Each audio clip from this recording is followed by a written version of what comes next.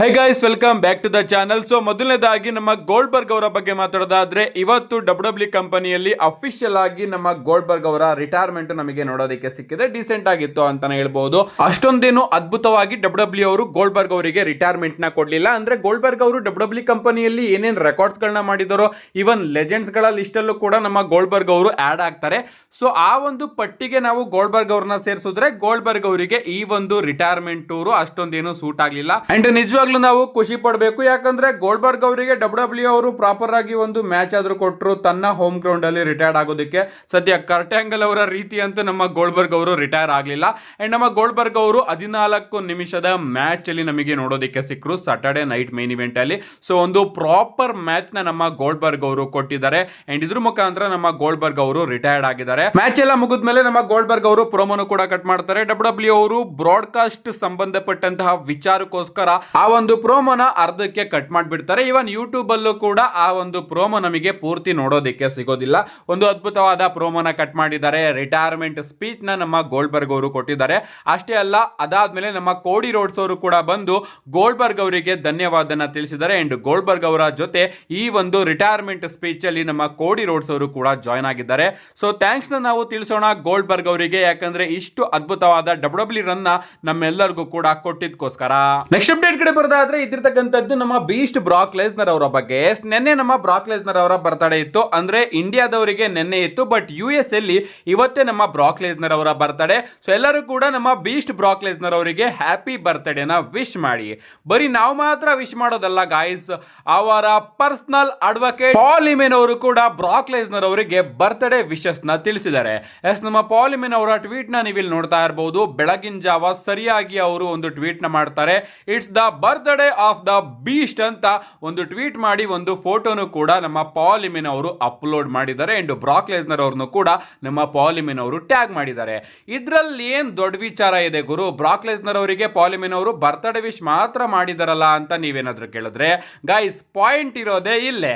ನಿಮ್ಗೆ ಗೊತ್ತಿರಬಹುದು, ಕಳೆದ ವರ್ಷ ನಮ್ಮ ಬ್ರಾಕ್ ಲೆಸ್ನರ್ ಅವರ ಮೇಲೆ ಅಲಿಗೇಷನ್ಸ್ ಗಳು ಬಿತ್ತು. ಅಂಡ್ ಅದರಿಂದ ಡಬ್ಲ್ಯೂ ಅವರು ಬ್ರಾಕ್ ಲೆಸ್ನರ್ ಅವ್ರನ್ನ ಮೆನ್ಷನ್ನೇ ಮಾಡ್ತಾ ಇರಲಿಲ್ಲ. ಬಟ್ ಇತ್ತೀಚೆಗೆ ಡಬ್ಲ್ಯೂ ಅವರು ಬ್ರಾಕ್ ಲೆಸ್ನರ್ ಅವ್ರನ್ನ ಮೆನ್ಷನ್ ಮಾಡ್ತಾ ಇದ್ದಾರೆ. ಈವನ್ ಯೂಟ್ಯೂಬ್ ಚಾನಲ್ ಅಲ್ಲಿ ಬ್ರಾಕ್ ಲೆಸ್ನರ್ ಅವರ ಮ್ಯಾಚಸ್ ಗಳನ್ನು ಕೂಡ ಅಪ್ಲೋಡ್ ಮಾಡ್ತಾ ಇದ್ದಾರೆ. ಅಂಡ್ ನನಗೆ ಸರಿಯಾಗಿ ನೆನಪಿದೆ, ಕಳೆದ ವರ್ಷನೂ ಕೂಡ ಈ ಒಂದು ಟೈಮ್ ಅಲ್ಲಿ ನಮ್ಮ ಬ್ರಾಕ್ ಲೆಸ್ನರ್ ಅವರ ಬರ್ತ್ಡೇ ಇತ್ತು. ನಾನು ಒಂದು ಸಪರೇಟ್ ವಿಡಿಯೋನು ಕೂಡ ಬಿಟ್ಟಿದ್ದೆ ಬ್ರಾಕ್ ಲೆಸ್ನರ್ ಅವರ ಬರ್ತ್ಡೇಗೋಸ್ಕರ.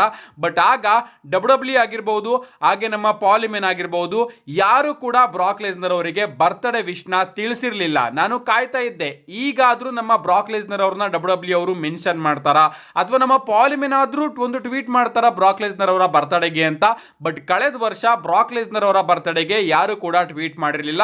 But all of A sudden ಈಗ ನಮ್ಮ ಪಾಲ್ ಹಿಮೆನ್ ಅವರು ಬರ್ತ್ಡೇ ಟ್ವೀಟ್ ನ ಮಾಡಿರೋದನ್ನ ನೋಡಿದ್ರೆ ಸಿಕ್ಕಾಪಟ್ಟೆ ಆಶ್ಚರ್ಯ ಆಗ್ತಾ ಇದೆ. ಅಂಡ್ ಆಶ್ಚರ್ಯದ ಜೊತೆಗೆ ಅಷ್ಟೇ ಖುಷಿ ಕೂಡ ಆಗ್ತಾ ಇದೆ. ಅಂಡ್ ಈ ಒಂದು ಟ್ವೀಟ್ ನ ನೋಡಿದ್ರೆ ಎಲ್ಲೋ ಪ್ರಾಬಬ್ಲಿ ನಮ್ಮ ಬ್ರಾಕ್ ಲೆಸ್ನರ್ ಅವರು ಬರಬಹುದು, ಮತ್ತೊಮ್ಮೆ ರಿಟರ್ನ್ ಆಗಬಹುದು ಅಂತ ಒಂದು ಹೋಪ್ ನಮ್ಮೆಲ್ಲರಿಗೂ ಕೂಡ ನೋಡೋದಕ್ಕೆ ಸಿಗ್ತಾ ಇದೆ. ಅಷ್ಟೇ ಅಲ್ಲ ಗಾಯ್ಸ್, ಈ ಒಂದು ಟ್ವೀಟ್ ಇಂಟರ್ನೆಟ್ ಅಲ್ಲಿ ಸಿಕ್ಕಾಪಟ್ಟೆ ವೈರಲ್ ಆಗ್ತಾ ಇದೆ. ಅಂಡ್ ಈ ಒಂದು ಟ್ವೀಟ್ ನ ರೀಟ್ವೀಟ್ ಮಾಡ್ತಾ ನಮ್ಮ ಬುಲ್ಲಿ ರೇ ಅವರು ಸ್ಪಾಯ್ಲರ್ ಅಂತಾನೂ ಕೂಡ ಒಂದು ಟ್ವೀಟ್ ನ ಮಾಡಿದ್ದಾರೆ. ಅಂದ್ರೆ ಪಾಲ್ ಹಿಮೆನ್ ಅವರು ಏನಾದ್ರು ಸ್ಪಾಯ್ಲರ್ ನ ಕೊಡ್ತಾ ಇದಾರ, ಬ್ರಾಕ್ ಲೆಸ್ನರ್ ಅವರು ಆದಷ್ಟು ಬರ್ತಾರೆ ಅಂತ ನಮ್ಮ ಬುಲ್ಲಿ ರೇ ಅವರು ತಿಳಿಸ್ಕೊಡ್ತಾ ಇದ್ದಾರೆ. ಸೊ ಇದೇನಾದ್ರೂ ನಿಜ ಆದ್ರೆ, ನಮ್ಮ ಬ್ರಾಕ್ ಲೆಸ್ನರ್ ಅವರು ಆದಷ್ಟು ಬೇಗ ರಿಟರ್ನ್ ಆದ್ರೆ, ನಿಜವಾಗ್ಲೂ ಈಗ ಖಾಲಿಯಾಗಿ ಒಣಗ್ತಿರ್ತಕ್ಕಂತಹ ಡಬ್ಲ್ಯೂ ಕಂಪನಿಗೆ ಭಗೀರಥ ಬಂದಂಗಾಗುತ್ತೆ ನಮ್ಮ ಬ್ರಾಕ್ ಲೆಸ್ನರ್ ಅವರು ಏನಾದ್ರು ಬಂದ್ರೆ. ಏನೇ ಆಗ್ಲಿ, ಬ್ರಾಕ್ ಲೆಸ್ನರ್ ಅವರು ರಿಟರ್ನ್ ಆಗ್ಲಿ ಅಂತ ಕೇಳ್ಕೊಳ್ಳೋಣ. ಅಂಡ್ ಡಬ್ಲ್ಯೂ ಶಾಪ್ ಅಲ್ಲಿ ನಮ್ಮ ಬ್ರಾಕ್ ಲೆಸ್ನರ್ ಅವರ ಒಂದು ಶರ್ಟ್ ಕೂಡ ಡಬ್ಲ್ಯೂ ಅವರು ಓಪನ್ ಮಾಡಿದ್ದಾರೆ ಅಂತ ಕೆಲವೊಂದಷ್ಟು ಫೋಟೋಸ್ ಗಳನ್ನ ನೋಡಿದೆ. ಅದರ ರಿಯಲ್ ಸ್ಟೋರಿ ಏನಪ್ಪಾ ಅಂದ್ರೆ, ಆ ಒಂದು ಶರ್ಟ್ ಆಗಿಂದನೂ ಕೂಡ ಇದೆ. ಅಂದ್ರೆ ಬ್ರಾಕ್ ಲೆಸ್ನರ್ ಅವರ ಮರ್ಚೆಂಡೈಸು ಇಲ್ಲ, ಬಟ್ ಈ ಒಂದು ಶರ್ಟ್ ನ ಆಗಿಂದನೂ ಕೂಡ ಡಬ್ಲ್ಯೂ ಅವರು ತನ್ನ ಶಾಪ್ ಅಲ್ಲಿ ಬಿಟ್ಟಿದ್ದಾರೆ. ಇದು ಸುಳ್ಳು. ಬಟ್ ನಮ್ಮ ಬ್ರಾಕ್ ಲೆಸ್ನರ್ ಅವರ ಬರ್ತ್ಡೇಗೆ ಪಾಲ್ ಹಿಮೆನ್ ಅವರು ವಿಶ್ ಮಾಡಿದಾರಲ್ಲ, ಇದೇ ನಿಜವಾಗ್ಲೂ ಕೂಡ ತುಂಬಾ ದೊಡ್ಡ ವಿಚಾರ. ನಮ್ಮ ನೆಕ್ಸ್ಟ್ ಅಂಡ್ ಫೈನಲ್ ಅಪ್ಡೇಟ್ ಕಡೆ ಬರೋದಾದ್ರೆ, ಇದ್ದಿರ್ತಕ್ಕಂಥದ್ದು ಎವಲ್ಯೂಷನ್ ನ ಪ್ರಿಡಿಕ್ಷನ್ ಬಗ್ಗೆ. ಈ ಒಂದು ವಿಡಿಯೋದಲ್ಲಿ ನಾನು ಎವಲ್ಯೂಷನ್ ಪ್ರೀಮಿಯಂ ಲೈವ್ ಇವೆಂಟ್ ನ ಪ್ರಿಡಿಕ್ಷನ್ ಕೂಡ ಮಾಡ್ತಾ ಇದ್ದೀನಿ. ಟೋಟಲ್ ಆಗಿ ಡಬ್ಲ್ಯೂ ಅವರು 7 ಮ್ಯಾಚಸ್ ಗಳನ್ನ ಎವಲ್ಯೂಷನ್ 2 ಗೆ ಅಫಿಷಿಯಲ್ ಆಗಿ ಅನೌನ್ಸ್ ಕೂಡ ಮಾಡಿದ್ದಾರೆ. ಅಂಡ್ ಹಾನೆಸ್ಟ್ ಆಗಿ ಹೇಳ್ತಾ ಇದ್ದೀನಿ ಗಾಯ್ಸ್, ನಾವು ನೋಡಿದಂತಹ ಕಂಟಿನ್ಯೂಸ್ ಡಬ್ಲ್ಯೂ ಶೋ ಅಂದ್ರೆ ಸ್ಮ್ಯಾಕ್ ಡೌನ್ ಆಗಿರಬಹುದು, ಅದಾದ್ಮೇಲೆ ಆದಂತಹ ಸಾಟರ್ಡೆ ನೈಟ್ ಮೇನ್ ಇವೆಂಟ್ ಆಗಿರಬಹುದು, ಆ ಎರಡರಲ್ಲೂ ಕೂಡ ಎವಲ್ಯೂಷನ್ ಆ ಎರಡನ್ನೂ ಮೀರಿಸೋ ಅಂತಹ ಲೆವೆಲ್ಗೆ ಈಗ ಇದಕ್ಕೆ ಹೈಪ್ ಬಂದಿದೆ. ಯಾಕಪ್ಪ ಅಂದ್ರೆ ಅಷ್ಟೊಂದು ರಿಟರ್ನ್ಸ್ ಗಳು ನಮಗೆ ಈ ಒಂದು ಪ್ರೀಮಿಯಂ ಲೈವ್ ಇವೆಂಟ್ ಅಲ್ಲಿ ನೋಡೋದಕ್ಕೆ ಸಿಗಬಹುದು. ಈ ಒಂದು ಮ್ಯಾಚ್ ಅಲ್ಲಿ ಏನೇನಾಗುತ್ತೆ, ಯಾರ್ಯಾರು ಗೆಲ್ತಾರೆ ಅಂತ ನನ್ನ ಪ್ರಿಡಿಕ್ಷನ್ ನಾನು ನಾನು ಹೇಳೋದಾದ್ರೆ ಮೊದಲನೇದಾಗಿ ನಮಗೆ NXT ವಿಮೆನ್ಸ್ ಚಾಂಪಿಯನ್ಶಿಪ್ ಗೆ ಜೆಸ್ಸಿ ಜೈನ್ ಹಾಗೆ ಜಾರ್ಡಿನಿ ಗ್ರೇಸ್ ಅವರ ನಡುವೆ ಒಂದು ಸಿಂಗಲ್ಸ್ ಮ್ಯಾಚ್ ನೋಡೋದಕ್ಕೆ ಸಿಗ್ತಾ ಇದೆ. ಈ ಒಂದು ಮ್ಯಾಚ್ ನ WWE ಅವರು ಮೊದಲನೇದಾಗಿ ಅಫಿಷಿಯಲ್ ಆಗಿ ಕನ್ಫರ್ಮ್ ಮಾಡಿದ್ದಾರೆ. ಇನ್ನ ಈ ಒಂದು ಮ್ಯಾಚ್ ಕಡೆ ಬರೋದಾದ್ರೆ ಈ ಒಂದು ಮ್ಯಾಚ್ ಅಲ್ಲಿ ನನ್ನ ಪ್ರಕಾರ ಜಾರ್ಡಿನಿ ಗ್ರೇಸ್ ಅವರು ವಿನ್ ಆಗಬೇಕು ಅಂಡ್ ಅವರು ಗೆದ್ದು ಹೊಸ NXT ವಿಮೆನ್ಸ್ ಚಾಂಪಿಯನ್ ಆಗ್ತಾರೆ ಅಂತ ನಾನು ಪ್ರೆಡಿಕ್ಟ್ ಮಾಡ್ತಾ ಇದ್ದೀನಿ. ಇದಾದ್ಮೇಲೆ ನಮಗೆ ವಿಮೆನ್ಸ್ ಟ್ಯಾಗ್ ಟೀಮ್ ಚಾಂಪಿಯನ್ಶಿಪ್ ಗೆ ಒಂದು ಫ್ಯಾಟಲ್ 4-ವೇ ಟ್ಯಾಗ್ ಟೀಮ್ ಮ್ಯಾಚ್ ನೋಡೋದಕ್ಕೆ ಸಿಗ್ತಾ ಇದೆ. ಈ ಒಂದು ಮ್ಯಾಚ್ ಅಲ್ಲಿ ನಮ್ಮ ರಾಕ್ಸಿನಿ ಪ್ರೀಸ್ ಹಾಗೆ ರೊಕೈಲ್ ಅವರು ತನ್ನ ಟ್ಯಾಗ್ ಟೀಮ್ ಚಾಂಪಿಯನ್ಶಿಪ್ ನ ಡಿಫೆಂಡ್ ಮಾಡ್ತಾ ಇದ್ದಾರೆ. ನಿಜವಾಗ್ಲೂ ಈ ಒಂದು ಫ್ಯಾಟಲ್ 4-ವೇ ಟ್ಯಾಗ್ ಟೀಮ್ ಮ್ಯಾಚ್ ಅಲ್ಲಿ ನನ್ನ ಪ್ರಕಾರ ಗೆಲ್ಲೋದು ಎರಡು ಟೀಮ್ಗಳು. ಒಂದು ನಮ್ಮ ಅಲೆಕ್ಸಾ ಬ್ಲಿಸ್ ಹಾಗೆ ಶರ್ಲ್ ಫೇರ್ ಅವರ ಟೀಮ್ ಗೆಲ್ಬಹುದು, ಅಥವಾ ನಮ್ಮ ರೊಕೈಲ್ ಹಾಗೆ ರಾಕ್ಸಿನಿ ಪ್ರೀಸ್ ಅವರೇ ತನ್ನ ಟ್ಯಾಗ್ ಟೀಮ್ ಚಾಂಪಿಯನ್ಶಿಪ್ ನ ರಿಟೈನ್ ಮಾಡ್ಕೋಬಹುದು. ಇವರು ರಿಟೈನ್ ಮಾಡ್ಕೋತಾರೆ ಅಂತ ಯಾಕೆ ನನಗೆ ಅನಿಸ್ತಾ ಇದೆ ಅಂದ್ರೆ, ಈಗ ತಾನೇ ನಮ್ಮ ಲಿವ್ ಮಾರ್ಗನ್ ಅವ್ರನ್ನ ರಾಕ್ಸಿನಿ ಪ್ರೀಸ್ ಅವರು ರಿಪ್ಲೇಸ್ ಮಾಡಿದ್ದಾರೆ. ಸೊ ಇಷ್ಟು ಬೇಗ ಇವರೇನಾದ್ರೂ ಚಾಂಪಿಯನ್ಶಿಪ್ ನ ಸೋತೋದ್ರೆ ರೊಕೈಲ್ ಅವರಿಗೆ ರಾಕ್ಸಿನಿ ಪ್ರೀಸ್ ಅವರ ಮೇಲೆ ಐ ಥಿಂಕ್ ಬಿಲೀವ್ ಆಗೋದಿಲ್ಲ ಅನ್ಸುತ್ತೆ. ಅದಕ್ಕೋಸ್ಕರ ಇವರು ಕೂಡ ತನ್ನ ಚಾಂಪಿಯನ್ಶಿಪ್ ನ ರಿಟೈನ್ ಮಾಡ್ಕೋಬಹುದು. ಅಥವಾ ಈಗ ತಾನೇ WWE ಅವರು ಫಾರ್ಮ್ ಮಾಡ್ತಾ ಇರ್ತಕ್ಕಂತಹ ಈ ಒಂದು ಅಲೆಕ್ಸಾ ಬ್ಲಿಸ್ ಹಾಗೆ ಶಾರ್ಲೆಟ್ ಫೇರ್ ಅವರ ಟ್ಯಾಗ್ ಟೀಮ್ಗೂ ಕೂಡ ಚಾಂಪಿಯನ್ಶಿಪ್ ನ ಕೊಡಬಹುದು. ನನಗೆ ಯಾಕೋ ಅಲೆಕ್ಸಾ ಬ್ಲಿಸ್ ಹಾಗೆ ಶಾರ್ಲೆಟ್ ಫೇರ್ ಅವರ ಟ್ಯಾಗ್ ಟೀಮು ಸಿಕ್ಕಾಪಟ್ಟೆ ಇಷ್ಟ ಆಗ್ತಾ ಇದೆ. ಅದಕ್ಕೋಸ್ಕರ ನನ್ನ ಆಸೆ ಹಾಗೆ ನನ್ನ ಪ್ರೆಡಿಕ್ಷನ್ ಅಲೆಕ್ಸಾ ಬ್ಲಿಸ್ ಹಾಗೆ ಶಾರ್ಲೆಟ್ ಫೇರ್ ಅವರು ಗೆಲ್ಲಬೇಕು ಅಂತ. ಬಟ್ ನಾನು ರೊಕೈಲ್ ಹಾಗೆ ಲಿವ್ ಮಾರ್ಗನ್ ಅವರು ತನ್ನ ಟ್ಯಾಗ್ ಟೀಮ್ ಚಾಂಪಿಯನ್ಶಿಪ್ ನ ರಿಟೈನ್ ಮಾಡ್ಕೊಂಡ್ರು ಕೂಡ ಶಾಕ್ ಏನಾಗೋದಿಲ್ಲ. ಇದಾದ್ಮೇಲೆ ನಮಗೆ ಇಂಟರ್ಕಾಂಟಿನೆಂಟಲ್ ಚಾಂಪಿಯನ್ಶಿಪ್ ಗೆ ಒಂದು ಟ್ರಿಪಲ್ ಥ್ರೆಡ್ ಮ್ಯಾಚ್ ನೋಡೋದಕ್ಕೆ ಸಿಗ್ತಾ ಇದೆ. ಲೈರಾ ವಾಲ್ಕಾಯ್ರಾ, ಬೆಕ್ಕಿ ಲಿಂಚ್ ಹಾಗೆ ಬೇಲಿ ಅವರ ನಡುವೆ. ಇಡೀ ವಿಮೆನ್ಸ್ ಎವಲ್ಯೂಷನ್ ಮ್ಯಾಚ್ ಅಲ್ಲಿ ಇದು ಎರಡನೇ ಸ್ಟೋರಿ ಲೈನ್ ಉಳ್ಳಂತಹ ಮ್ಯಾಚ್ ಆಗಿದೆ ಅಂತಾನೆ ಹೇಳ್ಬಹುದು. ನಿಜವಾಗ್ಲೂ ಸ್ಟೋರಿ ಲೈನ್ ಮಾತ್ರ ಅದ್ಭುತವಾಗಿದೆ ಅಂಡ್ ಮ್ಯಾಚ್ ಕೂಡ ಬ್ಯಾಂಗರ್ ಆಗಿ ನಮಗೆ ನೋಡೋದಕ್ಕೆ ಸಿಗುತ್ತೆ. ಇನ್ನ ಈ ಒಂದು ಮ್ಯಾಚ್ ನ ರಿಸಲ್ಟ್ ಕಡೆ ಬರೋದಾದ್ರೆ ನನಗನ್ಸುತ್ತೆ ನಮ್ಮ ಬೆಕ್ಕಿ ಲಿಂಚ್ ಅವರೇ ಈ ಒಂದು ಮ್ಯಾಚ್ ಅಲ್ಲಿ ತನ್ನ ಇಂಟರ್ಕಾಂಟಿನೆಂಟಲ್ ಚಾಂಪಿಯನ್ಶಿಪ್ ನ ರಿಟೈನ್ ಮಾಡ್ಕೋತಾರೆ ಅಂತ. ಇದಾದ್ಮೇಲೆ ನಮಗೆ ಸ್ಟಿಫನಿ ಸ್ಟಾರ್ಟನ್ ಹಾಗೆ ಟ್ರಿಶ್ ಸ್ಟ್ರಾಟಸ್ ಅವರ ನಡುವೆ WWE ವಿಮೆನ್ಸ್ ಚಾಂಪಿಯನ್ಶಿಪ್ ಗೂ ಕೂಡ ಒಂದು ಸಿಂಗಲ್ಸ್ ಮ್ಯಾಚ್ ನೋಡೋದಕ್ಕೆ ಸಿಗ್ತಾ ಇದೆ. Legend versus on going legend ನಡುವೆ ಈ ಒಂದು ಮ್ಯಾಚ್ ಅಂತಾನೆ ಹೇಳ್ಬಹುದು. ಇನ್ನ ಈ ಒಂದು ಮ್ಯಾಚ್ ನಿಜವಾಗ್ಲೂ ಕೂಡ ಅದ್ಭುತವಾಗಿರುತ್ತೆ. ಒಂದು 5 ಸ್ಟಾರ್ ಕ್ಲಾಸಿಕ್ ನ ನಾವು ಈ ಒಂದು ಮ್ಯಾಚ್ ಇಂದ ಎಕ್ಸ್ಪೆಕ್ಟ್ ಮಾಡಬಹುದು. ಆದ್ರೂ ಕೂಡ ಈ ಒಂದು ಮ್ಯಾಚ್ ಅಲ್ಲಿ ನಮ್ಮ ಟ್ರಿಶ್ ಸ್ಟ್ರಾಟಸ್ ಅವರು ಚಾಂಪಿಯನ್ಶಿಪ್ ನ ಗೆದ್ದು ಏನ್ ತಾನೇ ಮಾಡ್ತಾರೆ ಅಲ್ವಾ. ಸೊ WWE ಅವರು ಏನಾದ್ರೂ ನಮ್ಮ ಟ್ರಿಶ್ ಸ್ಟ್ರಾಟಸ್ ಅವರಿಗೆ ಒಂದು ಲಾಂಗ್ ರನ್ ನ ಕೊಡಬೇಕು ಅಂತ ಅನ್ಕೊಂಡ್ರೆ ಈ ಒಂದು ಮ್ಯಾಚ್ ಅಲ್ಲಿ ನಮ್ಮ ಟ್ರಿಶ್ ಸ್ಟ್ರಾಟಸ್ ಅವರು ಚಾಂಪಿಯನ್ ಆಗಿ ಸಮ್ಮರ್ ಸ್ಲಾಮ್ಗೂ ಕೂಡ ಹೋಗಬಹುದು. ಬಟ್ ನನಗೆ ಅನ್ಸೋದಿಲ್ಲ ಈ ಒಂದು ಮ್ಯಾಚ್ ಅಲ್ಲಿ ನಮ್ಮ ಟ್ರಿಶ್ ಸ್ಟ್ರಾಟಸ್ ಅವರು ಗೆಲ್ತಾರೆ ಅಂತ. ಯಾಕಂದ್ರೆ ಟ್ರಿಶ್ ಸ್ಟ್ರಾಟಸ್ ಅವರು ಬಂದಿರೋದೇ ಸ್ಟಿಫನಿ ಸ್ಟಾರ್ಟನ್ ಅವ್ರನ್ನ ಎವಾಲ್ವ್ ಮಾಡೋದಕ್ಕೆ. ಅದಕ್ಕೋಸ್ಕರ ಈ ಒಂದು ಮ್ಯಾಚ್ ಅಲ್ಲಿ ನಮ್ಮ ಸ್ಟಿಫನಿ ಸ್ಟಾರ್ಟನ್ ಅವರು ಟ್ರಿಶ್ ಸ್ಟ್ರಾಟಸ್ ಅವ್ರನ್ನ ಸೋಲಿಸಿ ತನ್ನ ಗುರುಗಳನ್ನ ಸೋಲಿಸಿ ತನ್ನ ಚಾಂಪಿಯನ್ಶಿಪ್ ನ ರಿಟೈನ್ ಮಾಡ್ಕೋತಾರೆ ಅಂತ ಪ್ರೆಡಿಕ್ಟ್ ಮಾಡ್ತಾ ಇದ್ದೀನಿ. ಇದಾದ್ಮೇಲೆ ನಮಗೆ ನೋ ಹೋಲ್ಡ್ಸ್ ಬಾರ್ಡ್ ಮ್ಯಾಚ್ ನೋಡೋದಕ್ಕೆ ಸಿಗ್ತಾ ಇದೆ. ಜೇಡ್ ಕಾರ್ಗಿಲ್ ವರ್ಸಸ್ ನಯೋಮಿ ಅವರ ನಡುವೆ. And Saturday night main event ಆದಾಗಿಂದನೂ ಕೂಡ ಈ ಒಂದು ಮ್ಯಾಚ್ ಇನ್ನೂ ಕೂಡ ಇಂಟ್ರೆಸ್ಟಿಂಗ್ ಆಗಿದೆ. ಯಾಕಂದ್ರೆ ಈ ಒಂದು ಮ್ಯಾಚ್ ಅಲ್ಲಿ ನಮಗೆ ಸ್ಪೆಷಲ್ ಗೆಸ್ಟ್ ರೆಫ್ರಿ ಆಗಿ ಬಿಯಾಂಕಾ ಬ್ಲೇಯರ್ ಅವರು ನೋಡೋದಕ್ಕೆ ಸಿಗ್ತಾ ಇದ್ದಾರೆ. ಈಗ ಈ ಒಂದು ಮ್ಯಾಚ್ ನ ಸ್ಟೋರಿ ಮಾತ್ರ ಆ ಒಂದು ವಿಮೆನ್ಸ್ ಟ್ರಿಪಲ್ ಥ್ರೆಡ್ ಮ್ಯಾಚ್ ನ ಸ್ಟೋರಿ ಏನಿದೆ ಅದಕ್ಕಿಂತ ಸಿಕ್ಕಾಪಟ್ಟೆ ಹೈಪ್ ಆಗಿದೆ. ನಿಜವಾಗ್ಲೂ ಬೆಸ್ಟ್ ಸ್ಟೋರಿ ಲೈನ್ ಉಳ್ಳಂತಹ ಮ್ಯಾಚ್ ಇದೆ ಅಂತಾನೆ ಹೇಳ್ಬಹುದು. ಈ ಒಂದು ಮ್ಯಾಚ್ ನ ರಿಸಲ್ಟ್ ಕಡೆ ಬರೋದಾದ್ರೆ ನನಗೆ ಅನಿಸ್ತಾ ಇದೆ ಇಲ್ಲಿ ಪ್ರಾಬಬ್ಲಿ ನಮಗೆ ಬಿಯಾಂಕಾ ಬ್ಲೇಯರ್ ಅವರ ಹೀಲ್ ಟರ್ನ್ ನೋಡೋದಕ್ಕೆ ಸಿಗಬಹುದು ಅಂತ.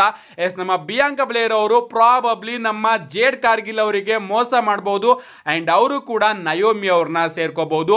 ಅಂಡ್ ಹಿಂಗೆ ನಮಗೆ ಐಕಾನಿಕ್ ಬಿಯಾಂಕಾ ಬ್ಲೇಯರ್ ಅವರ ಹೀಲ್ ಟರ್ನ್ ಕೂಡ ಫೈನಲಿ ನೋಡೋದಕ್ಕೆ ಸಿಗುತ್ತೆ ಅಂತ ಅನಿಸ್ತಾ ಇದೆ. ಅದಕ್ಕೋಸ್ಕರ ಈ ಒಂದು ಮ್ಯಾಚ್ ಅಲ್ಲಿ ನಮ್ಮ ನಯೋಮಿ ಅವರು ಜೇಡ್ ಕಾರ್ಗಿಲ್ ಅವ್ರನ್ನ ಸೋಲಿಸ್ತಾರೆ ಅಂತ ನಾನು ಪ್ರೆಡಿಕ್ಟ್ ಮಾಡ್ತಾ ಇದ್ದೀನಿ. ಅಂಡ್ ಇನ್ನೊಂದೇನಪ್ಪ ಅಂದ್ರೆ ಜೇಡ್ ಕಾರ್ಗಿಲ್ ಅವರೇನಾದ್ರೂ ಇಲ್ಲಿ ಸೋತಿ ನಮ್ಮ Naomi ಅವರೇನಾದ್ರೂ money in the bank ನ ಕ್ಯಾಶ್ ಇನ್ ಮಾಡಿ ಅವರೇನಾದ್ರೂ ವಿಮೆನ್ಸ್ ಚಾಂಪಿಯನ್ ಆದ್ರೆ ಸಮ್ಮರ್ ಸ್ಲಾಮ್ಗೆ ಮತ್ತೊಮ್ಮೆ ಜೇಡ್ ಕಾರ್ಗಿಲ್ ಹಾಗೆ ನಯೋಮಿ ಅವರ ನಡುವೆ WWE ಅವರು ಸ್ಟೋರಿನ ಬಿಲ್ಡ್ ಮಾಡಬಹುದು. ಅಂಡ್ ಯಾರಿಗೂ ಗೊತ್ತು ನಮ್ಮ ಬಿಯಾಂಕಾ ಬ್ಲೇಯರ್ ಅವರು ಕೂಡ ಆ ಮ್ಯಾಚ್ ಒಳಗಡೆ ಆಡ್ ಆಗಬಹುದು.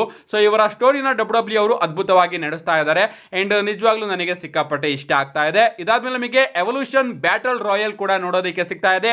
ಈ ಒಂದು ಬ್ಯಾಟಲ್ ರಾಯಲ್ ನ ಗೆದ್ದವರು ಕ್ಲಾಶ್ ಅಟ್ ಪ್ಯಾರಿಸ್ ಅಲ್ಲಿ ವಿಮೆನ್ಸ್ ಚಾಂಪಿಯನ್ ನ ಚಾಲೆಂಜ್ ಮಾಡ್ತಾರೆ. ಬ್ಯಾಟಲ್ ರಾಯಲ್ ಗೆ ಈಗಾಗಲೇ ತುಂಬಾನೇ ಬಿಗ್ ನೇಮು ಅಫಿಷಿಯಲ್ ಆಗಿ ಅನೌನ್ಸ್ ಆಗಿದೆ. ನಿಕ್ಕಿ ಬೆಲ್ಲಾ ಆಗಿರಬಹುದು, ನಾಯಾ ಜಾಕ್ಸ್ ಆಗಿರಬಹುದು, ಇವರೆಲ್ಲರೂ ಕೂಡ ನಮಗೆ ಈ ಒಂದು ಬ್ಯಾಟಲ್ ರಾಯಲ್ ಅಲ್ಲಿ ನೋಡೋದಕ್ಕೆ ಸಿಗ್ತಾರೆ.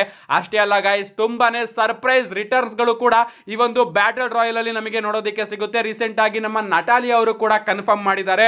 ನನಗೆ ನೇಮ್ ಗಳು ಗೊತ್ತಿಲ್ಲ ಬಟ್ ರಿಟರ್ನ್ಸ್ ಗಳು ಮಾತ್ರ ನಿಮಗೆ ನೋಡೋದಕ್ಕೆ ಸಿಗುತ್ತೆ ಅಂತ. ಅಂಡ್ ತುಂಬಾನೇ ಟೀಸರ್ಸ್ ಗಳು ಕೂಡ ನಮಗೆ ನೋಡೋದಕ್ಕೆ ಸಿಕ್ಕಿದೆ. ಪೇಜ್ ಅವರು ಕೂಡ ಬರಬಹುದು, ಏಜೆಲಿ ಅವರು ಕೂಡ ಬರಬಹುದು, ಮಿಚೆಲ್ ಮೆಕುಲ್ ಅವರು ಕೂಡ ಬರಬಹುದು. ತುಂಬಾನೇ ಲೆಜೆಂಡ್ಸ್ ಗಳ ಎಂಟ್ರಿ ಈ ಒಂದು ಬ್ಯಾಟಲ್ ರಾಯಲ್ ಮ್ಯಾಚ್ ಒಳಗಡೆ ನಮಗೆ ನೋಡೋದಕ್ಕೆ ಸಿಗಬಹುದು. ಇನ್ನ ಈ ಒಂದು ಮ್ಯಾಚ್ ನ ಯಾರು ಗೆಲ್ತಾರೆ ಅಂತ ನೀವು ಕೇಳಿದ್ರೆ ಪ್ರೆಡಿಕ್ಟ್ ಮಾಡೋದು ಸಿಕ್ಕಾಪಟ್ಟೆ ಕಷ್ಟ. ಯಾಕಂದ್ರೆ ಇಬ್ರು ಮ್ಯಾಚ್ ಆಡ್ತಾ ಇದ್ರೆ ಯಾರಾದ್ರೂ ಒಬ್ರು ಗೆಲ್ತಾರೆ ಅಂತ ಹೇಳ್ಬಹುದು.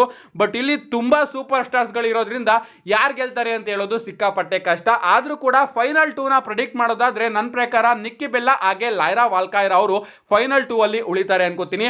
ಅಂಡ್ ಫೈನಲ್ ಆಗಿ ಡಬ್ಲ್ಯೂ ಅವರು ನಮ್ಮ ಲೈರಾ ವಾಲ್ಕಾಯ್ರಾ ಅವ್ರನ್ನ ಗೆಲ್ಲಿಸಬಹುದು. ಅಂಡ್ ಇದರಿಂದ ಡಬ್ಲ್ಯೂ ಅವರು ಲೈರಾ ವಾಲ್ಕಾಯ್ರಾ ಅವರಿಗೆ ಪುಷ್ನ ಕೊಡೋದಕ್ಕೆ ಪ್ರಾರಂಭ ಮಾಡಬಹುದು ಅಂತ ಅನಿಸ್ತಾ ಇದೆ. ಅಂಡ್ ಅದಕ್ಕೋಸ್ಕರ ಈ ಒಂದು ಮ್ಯಾಚ್ ಅಲ್ಲಿ ನಾನು ಲೈರಾ ವಾಲ್ಕಾಯ್ರಾ ಅವರು ವಿನ್ ಆಗ್ತಾರೆ ಅಂತ ಪ್ರಿಡಿಕ್ಟ್ ಮಾಡ್ತಾ ಇದ್ದೀನಿ. ಅಥವಾ ರಿಟರ್ನಿಂಗ್ ಏಜ್ ಅಲ್ಲಿ ಅಂಡ್ ಪೇಜ್ ಅಲ್ಲೂ ಕೂಡ ಯಾರಾದ್ರೂ ಒಬ್ರು ಗೆಲ್ಬಹುದು. ಇದಾದ್ಮೇಲೆ ನಮಗೆ ಎವಲ್ಯೂಷನ್ ನ ಮೈನ್ ಇವೆಂಟ್ ನೋಡೋದಕ್ಕೆ ಸಿಗ್ತಾ ಇದೆ. ವಿಮೆನ್ಸ್ ವರ್ಲ್ಡ್ ಚಾಂಪಿಯನ್ಶಿಪ್ ಗೆ ರಿಯಾ ರಿಪ್ಲಿ ವರ್ಸಸ್ ಇಯೋ ಸ್ಕೈ ಅವರ ನಡುವೆ ಒಂದು ಸಿಂಗಲ್ಸ್ ಮ್ಯಾಚ್. ಈ ಒಂದು ಮ್ಯಾಚ್ ನ ಸ್ಟೋರಿ ಏನಪ್ಪಾ ಅಂದ್ರೆ ನಮ್ಮ ಇಯೋ ಸ್ಕೈ ಅವರೇ ಹೋಗಿ ರಿಯಾ ರಿಪ್ಲಿ ಈಗಿರ್ತಕ್ಕಂತಹ ಈ ಒಂದು ವಿಮೆನ್ಸ್ ಡಿವಿಷನ್ ಅಲ್ಲಿ ನೀನೇ ಬೆಟರ್ ಅಂತ ಚೂಸ್ ಮಾಡಿದ್ದಾರೆ. ಅಂಡ್ ಇನ್ನ ಒಂದು ಇಂಪಾರ್ಟೆಂಟ್ ವಿಚಾರ ಏನಪ್ಪಾ ಅಂದ್ರೆ ನಮ್ಮ ಇಯೋ ಸ್ಕೈ ಅವರು ರಿಯಾ ರಿಪ್ಲಿ ಅವ್ರನ್ನ ಪ್ರತಿ ಬಾರಿನೂ ಕೂಡ ಸೋಲಿಸಿದ್ದಾರೆ. ನಮ್ಮ ರಿಯಾ ರಿಪ್ಲಿ ಅವರು ಇಯೋ ಸ್ಕೈ ಅವ್ರನ್ನ ಒಂದು ಬಾರಿನೂ ಕೂಡ ಸೋಲಿಸಿಲ್ಲ. ಬಟ್ ಫೈನಲಿ ಎವಲ್ಯೂಷನ್ ಅಲ್ಲಿ ಸೋಲಿಸ್ತಾರೆ ಅಂತ ಅನ್ಕೋತೀನಿ. ಅಂಡ್ ಫೈನಲಿ ಎವಲ್ಯೂಷನ್ ಅಲ್ಲಿ ಇಯೋ ಸ್ಕೈ ಅವ್ರನ್ನ ಸೋಲಿಸೋದ್ರ ಮುಖಾಂತರ ನಮ್ಮ ರಿಯಾ ರಿಪ್ಲಿ ಅವರು ಮತ್ತೊಮ್ಮೆ ವರ್ಲ್ಡ್ ಹೆವಿವೈಟ್ ಚಾಂಪಿಯನ್ ಆಗ್ತಾರೆ ಅಂತ ನಾನು ಪ್ರೆಡಿಕ್ಟ್ ಮಾಡ್ತಾ ಇದ್ದೀನಿ.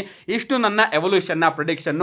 ನಾಳೆ ಬೆಳಿಗ್ಗೆ 4:15 ನಿಮಗೆ ನೆಟ್ಫ್ಲಿಕ್ಸ್ ಅಲ್ಲಿ ಎವಲ್ಯೂಷನ್ 2 ನೋಡೋದಕ್ಕೆ ಸಿಗುತ್ತೆ. ಫ್ರೀ ಆಗಿ ನೋಡಬೇಕು ಅಂದ್ರೆ ನಾನು ಇನ್ಸ್ಟಾಗ್ರಾಮ್ ಬಯೋದಲ್ಲಿ ಒಂದು ಲಿಂಕ್ ನ ಕೊಟ್ಟಿದ್ದೀನಿ, ಅದನ್ನ ಓಪನ್ ಮಾಡಿದ್ರೆ ನಿಮಗೆ ಫ್ರೀ ಆಗಿ ನೋಡೋದಕ್ಕೆ ಸಿಗುತ್ತೆ.